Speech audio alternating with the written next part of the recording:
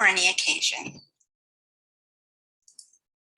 Okay, so these are the cards that I have.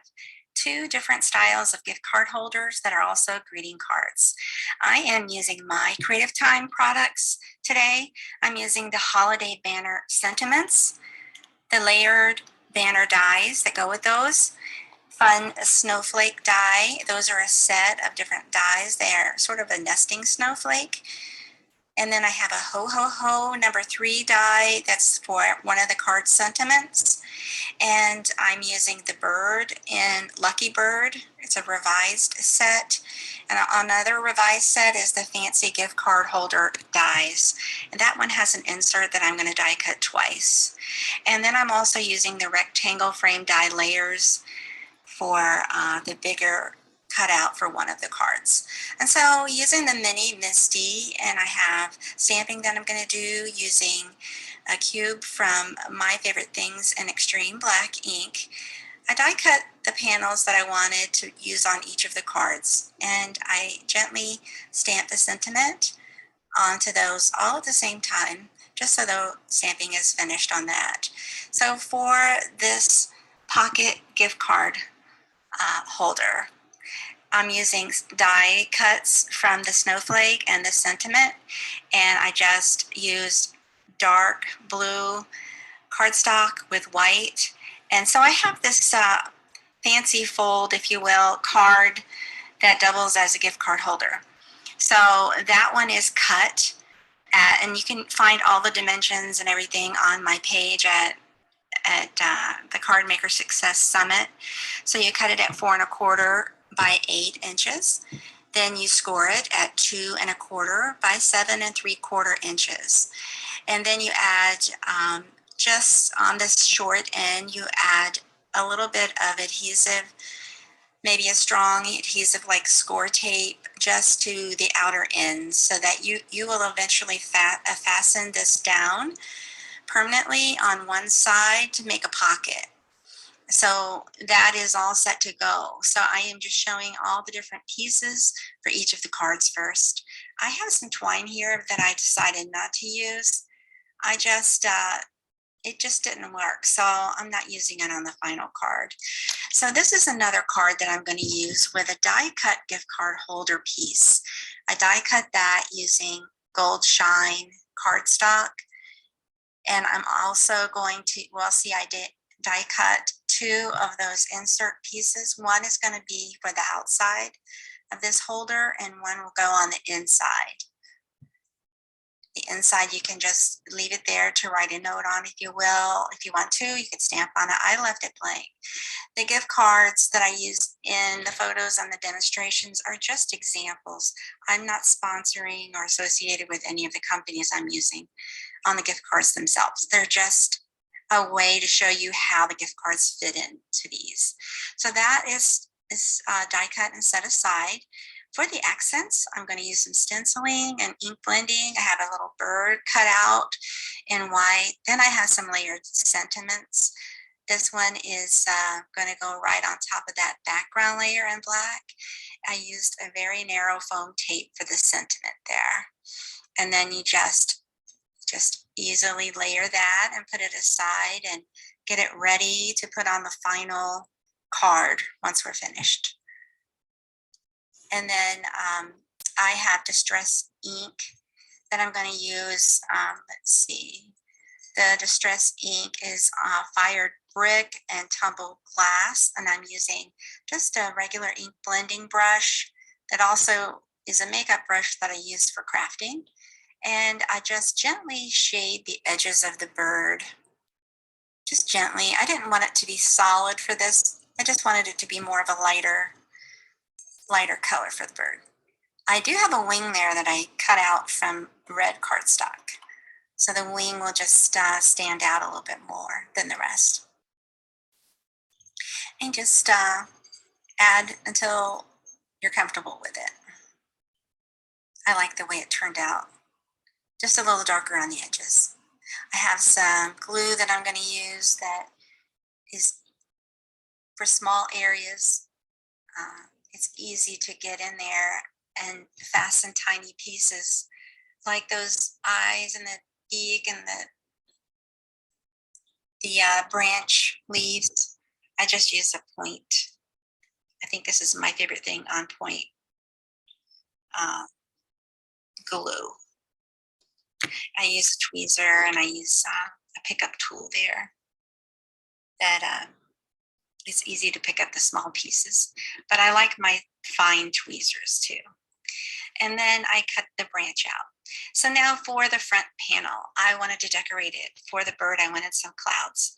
So I am using the Unity Clouds and Waves background stencil for this, and I'm just blending in some tumbled glass and lots of different layers of cloud stenciling. I just kept it very light. I wanted it to be very light for this. And, you know, I just speed it up here after a while because the layers are repetitive. But it looks pretty behind the bird and the branch. You know, you could do anything. You could stamp on these, any different shades and themes. I just kept this winter holiday themes. And so once you get it all done, there's the cloud and wave stencil. You go ahead and you start adding double-sided adhesive. So I have a ATG gun, so automatic tape gun, and then you apply that to the back of each of those inserts. You can use glue too, whatever you're comfortable with. I just happen to have my tape runner handy. And then you just add those to that gift card holder. And then fasten that. This thing folds up nicely, holds easily a gift card. And then on the outside, you want to put the clouds right there. And then we're going to layer the bird. We'll layer the bird later on when we get ready for the rest of the card. I do like to see where I'm going with it as far as placement of this branch. It is a very long branch and I'm only going to use a piece of it or a part of it. So you'll see me trying to see if it fits and where the placement will be. I found that putting the sentiment on first and then finding out where the bird's going to be is easier placement for the branch. So I just put the leaves on there, and I think I'm just going to use part of that. We'll put it together after we do this next step. So this is watercoloring, and I'm using Bruchot Crystal Colors watercolor powders for this. I'm going to make 2 backgrounds, and I'm going to use only a part of what we're making here. I'm going to save all the excess cuttings for later on, probably for other card projects. But this is a messy project, so you want to clean everything when you're finished with it. You want to protect your hands and your craft area, maybe with a craft mat. I'm using Mini Mister here to add water, or a regular spray bottle will do. You add water to watercolor paper panels, and then you take a color of Bruchot that you like. You know, you can use any colors. So my goal for this was something blue. So this card's going to be more in the blue end, but the crystals you'll see different colors in there. Maybe you see purple, lavender, blue. When you add water, it's never the same twice. It will just move however it wants to move. And it turns out so vibrant and pretty. I love it. I like to leave a little extra white space because I like the white space to show when in my card making. And I'll show you an example of that later on. If you want to add more vibrancy, you just add some more powder. And so I did. And then if you do that, you want to go ahead and add more water because you don't want any of those loose crystals on your project because they will react with water. Obviously, be careful you don't inhale any of this powder. So you just, I stained my hands a little bit. I didn't have gloves on, but I highly recommend use gloves if you're going to use this technique. If you want to bypass this process, you can use pattern paper just the same. But I wanted it to be prettier. I wanted it to be more vibrant. So I'm using Bruchot watercolor. So I'm moving on to the next one. I just add water. Then I'm going to make this card be more on the green side. So I am adding a green uh, of the Bruchot color. Any of the powders will work. They all have different names. I just picked one that was green and one was blue, and then add water to it. You see there's yellow bits of crystal in there. These never really turn out the same, and I just love the variation of the variegated look of it all. And so you just add water, and then you blot any puddles that you see. It's very important. Just blot the puddles away. Watch your hands, make sure you are not letting it spill onto your craft space. And so you just blot any puddles, then you heat set it with a heat tool. And if you need to blot some more, you can. You can make this a lot more muted by just adding more water. It's all up to you. I like the vibrancy of it for this particular set of cards. And so I heat set the front and the back over and over. And if you are very patient, you can leave them set to dry overnight. And then, but I'm not that patient. And anyway, I'm doing it for the video, so I needed to heat set to speed up the process. Now here's the cards. You see, I left a little bit of white at the bottom. And I left a little bit of white there. That's the dried panel for the green card. And this is the blue panel for the blue card. Now I'm going to use just a portion of them. I use a big splatter box. This is where I just pick up some distress paint. You don't really need to add any additional water to the distress paint. It's ready to go. I'm using a Tim Holtz splatter brush to place the black water, actually the black distress paint splatters onto the green, just to give it a little more interest in the design. Now on to the blue panel, I'm adding light distress paint. And, I just chose to do it a little more fine on the blue panel. And then you want to make sure all of this is dry. So you either leave it to dry or you heat set it. And I went ahead and heat set both of the panels. So now I cut down to size with a paper trimmer the blue panel. So I only needed a part of that panel that I used for watercolor. I just trimmed it to fit that one side. All the dimensions are going to be on my page at the Card Maker Success Summit. Now, also that adhesive section that I mentioned before, you want to make a pocket, so you don't want the adhesive to be on the inside part, just on the edges of that right-hand side pocket. On the left-hand side, we're going to leave open and have it flap open. So for the big sentiment on the front, I'm using the Ho Ho Ho and the dark blue. And I made a little flag sentiment for the inside. That flag sentiment, I actually moved a little bit after the video to make it higher. And then when you have the gift card in there, you could see both the sentiment and the gift card. And there's your pocket. Now on the outside, I have the snowflake and the star popped up with foam tape. And you just put those on the left side, right over that blue watercolor. And it has so much dimension. I wish, on in person, it really pops up, shows a lot of dimension. So I'm adding just a little adhesive gems and enamel dots just to dress it up.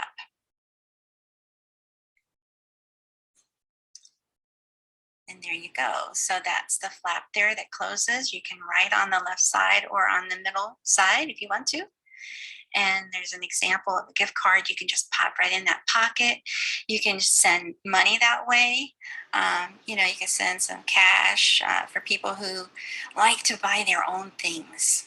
And they don't want to ask their parents for money.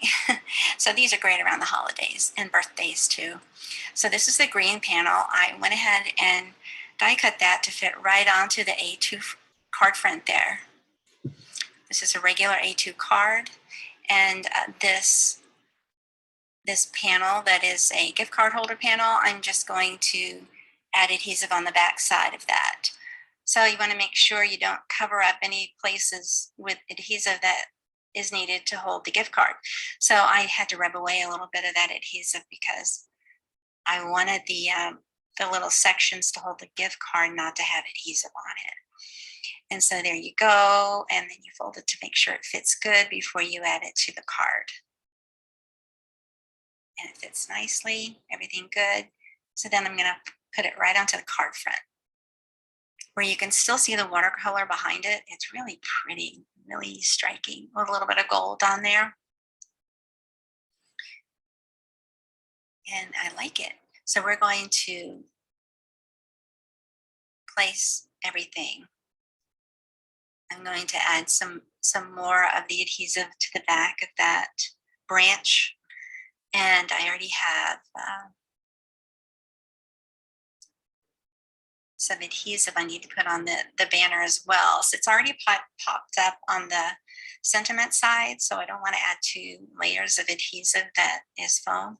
So I added flat adhesive on the back of that flag.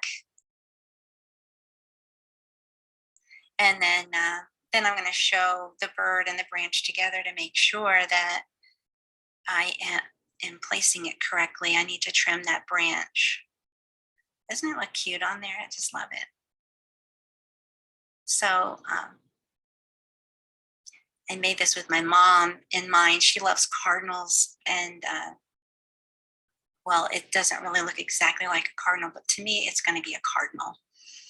And so I have a little foam tape on the back of that bird and put that right on the branch. And it's as simple as that, really. And then whoever gets this card is going to have a pretty greeting card for the holidays and a gift inside.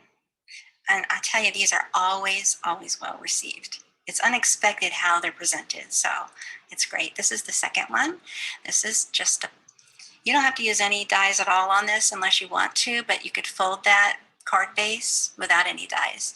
And you put your gift card right in there. This is my freebie, so stay tuned. I'm gonna give a little intro to what we're doing after this and how to get that freebie. You just click on it, and I have a special treat for you. I hope you like these cards. Have a great day. Well, how did you like it? I'm curious. I want to know if you do gift card holders, how you do them, and or do you just take the gift card and pop it in a card and send it off? So if you join me on Facebook after this, I'd like to know how you give gift cards. But anyway, these are dressed up for Christmas and holiday, and I use a bit of watercolor. So that watercolor technique is very fun to do and incorporate with any card, really. But since I had some backgrounds that I needed, instead of using pattern paper, which is one way to shorten this process, you can use pattern paper, I went ahead and made the watercolor. It's a messy process, but it sure was fun. I really, really enjoyed it. So I want to give a shout out to Brandy with Stamp Me Some Love and the Card Maker Success Summit. This has been a joy to be a part of, and I just really enjoy seeing and being around all these talented crafters who